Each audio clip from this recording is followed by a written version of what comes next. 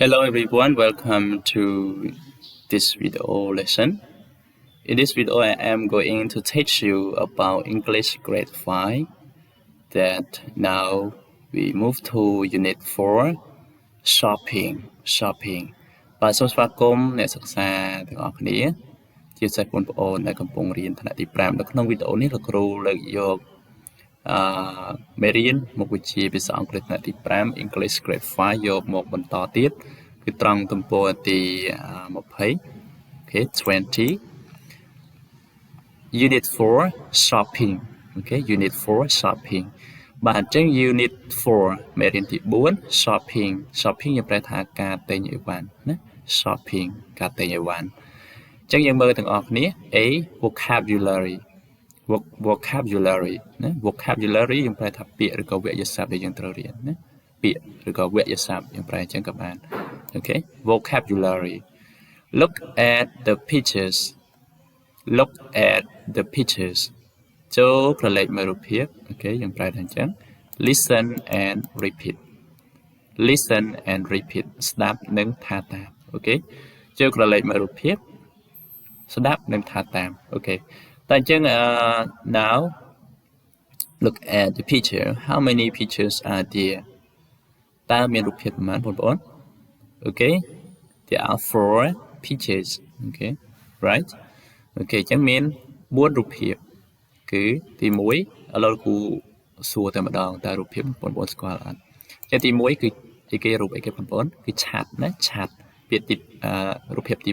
2មានពេញប៉ោះមានស្ពៃមានខិតណាអូខេតើជាអីគេណាបងប្អូនបាទគឺជាបន្លែទី3គឺយើងស្គាល់ហើយអលឹកណា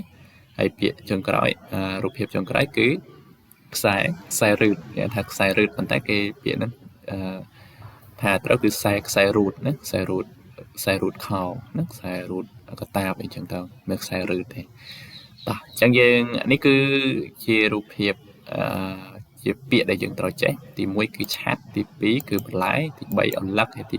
4គឺខ្សែរ៉ូតអញ្ចឹងអង់គ្លេសគេអានថាយ៉ាងម៉េចចឹងបងប្អូនសូមថាតាមលោកគ្រូ listen and repeat ស្ដាប់ហើយថាតាមអូខេតោះ we get started ចាប់ផ្ដើម umbrella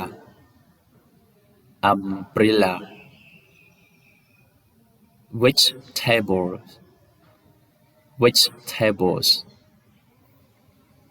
watermelon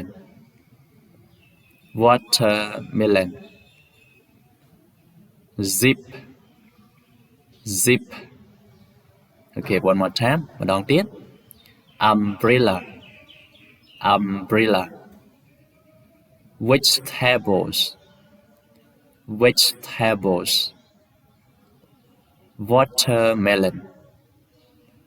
watermelon zip okay តោះ umbrella ប្រែថាឆាត់យើងដឹងហើយ vegetables យើងអានតែ3ម៉ាត់ទេបងណាអត់មានអាន vegetable ទេកាលមុនក៏លោកគ្រូអាន vegetable ដែរប៉ុន្តែយើងអានឲ្យត្រឹមត្រូវគឺតែ3ទេយើងថា vegetables okay vegetables បន្លែយើងប្រែថាបន្លែ watermelon យើងប្រែថាអលឹកណា melon watermelon អលឹកហើយ zip យើងថា zip យើងអាន zip ណាបងប្អូនយើងអានសកត់តិចណាយើងអានថា zip ហ្នឹងគឺខ្សែរ៉ូតអូខេ umbrella ឆាត់ vegetables បន្លែ watermelon អលឹកហើយ zip ខ្សែរ៉ូត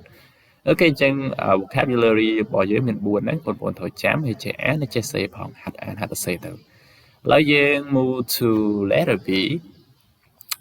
ចំណុច B spelling អូខេ spelling ការប្រកបយើងធ្លាប់ដឹងអីណាជាកន្លែងនេះដាក់ថា spell each word in the box with your partner អូខេកន្លែងនេះក៏យើងធ្លាប់បានដឹងដែរតោះលោកសូមអានតាមលោកគ្រូតែម្ដង spell each word in the box with your partner បាទសូមប្រកបពាក្យនៅនីមួយនៅក្នុងប្រអប់ជាមួយដៃគូរបស់អ្នកអូខេឥឡូវយើងមើលទាំងអស់គ្នាចឹងពាក្យនេះគឺយើងរៀនហើយអមាញ់មិញឥឡូវសូមអានតាមលោកគ្រូតែម្ដងពាក្យទី1អានថា umbrella ទី2 vegetable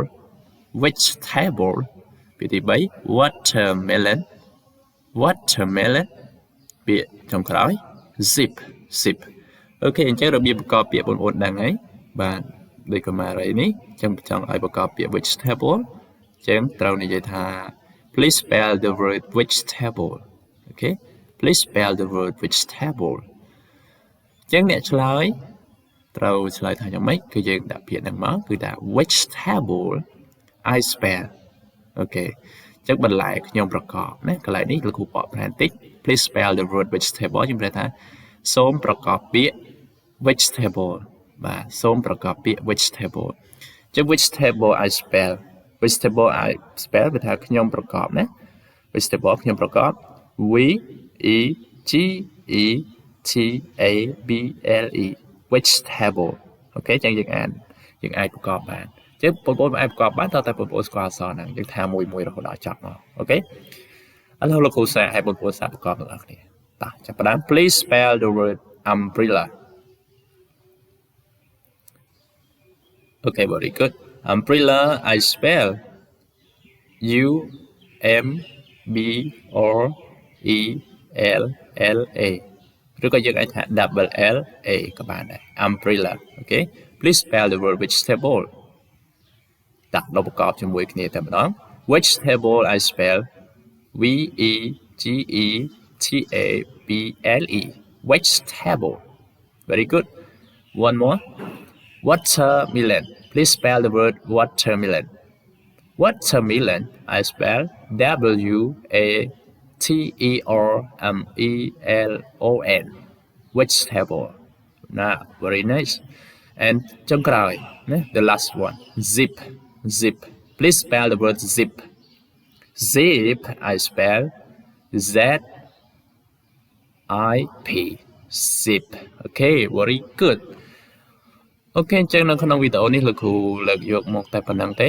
ត្រង់មេរៀនទី4របស់យើង Unit 4 shopping ការទិញអីវ៉ាន់ត្រង់ចំណុច A vocabulary វិទ្យាសាស្ត្រ and B spelling ការប្រកបនៅក្នុងវីដេអូក្រោយលោកគ្រូនឹងបន្តទៀតចាំបងប្អូនអាចដែលចង់រៀនបន្តបងប្អូនចាំមើលវីដេអូក្រោយពេលលោកគ្រូផុសទៅណាឬក៏អាច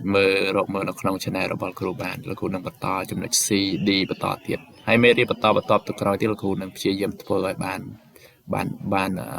ច្រើនឬក៏បានគ្រប់មេរៀនណាចាំបងប្អូនអាចតាមដាននៅក្នុង channel របស់គ្រូបានជាចុងក្រោយបើសិនចូលចិត្តជួយចុច like ម្នាក់មួយទៅដូចជាការលើកទឹកចិត្តដល់លោកគ្រូហើយមួយទៀតចង់បានមេរៀនថ្មីបងប្អូនអាចចុចជាឬ subscribe channel របស់គ្រូហើយដាក់រូបបណ្ដឹងដល់ពេលលោកគ្រូផុសទៅបងប្អូននឹងអាចឃើញនៅពេលដែលលោកគ្រូបើកអ៊ីនធឺណិតទៅវា load ទៅបង្ហាញបងប្អូនហើយបងប្អូនអាចរៀនបានណាអរគុណច្រើនសម្រាប់ការរៀនជាមួយលោកគ្រូម្ដងទៀតហើយយើងនឹងជួបគ្នាម្ដងទៀតនៅក្នុងវីដេអូមេរៀនក្រោយៗសុខសប្បាយ